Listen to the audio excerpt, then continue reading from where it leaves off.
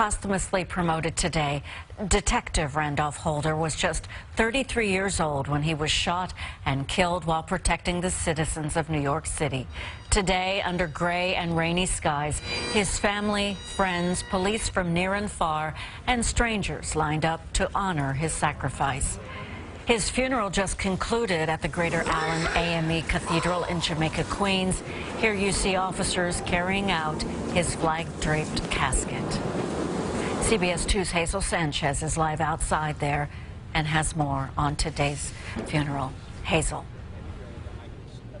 Dana, it was an emotional ceremony celebrating the life of Randolph Holder, a son, a brother, a mentor, and ultimately a hero. And as you mentioned, Police Commissioner Bratton fulfilled one of Holder's dreams, promoting him posthumously to detective. What makes a police officer?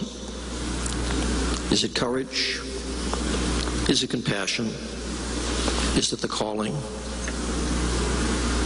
I would say to you, it's all of these. Funeral services were held today for Detective Randolph Holder. Promoted posthumously, he was remembered as someone who was self-sacrificing, who wanted nothing more than to help those around him.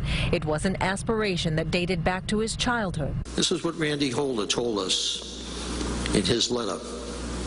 Growing up, all I wanted to do was to make a difference in my community, to become a role model. But his service came with the ultimate sacrifice. Holder's fiancée spoke briefly, but powerfully about the struggles his loved ones face after his painful loss. To simply wear the uniform of an officer is an act of courage. You have chosen to be both target and hero. It could be argued that to be a loved one of an officer, we choose the same fate. But his sacrifice will not be forgotten. A sea of blue gathered outside the Greater Allen AME Cathedral to honor their fallen brother. Law enforcement came from across the country, profoundly touched by Detective Holder's selflessness. This California police officer was here for his second NYPD funeral. I did. I came back for the one in January for Officer Lou. Yeah. What's it like to be back? It's not something you wanted to do. Of course, it's not something any of us want to do, but there's nothing more important than being here to support our brothers. People from Guyana also on hand, showing pride in their homeland and its heroic native son. Number one, I feel sad, and then I'm happy to know that he was a productive young man of his adopted country, and his death may not be in vain.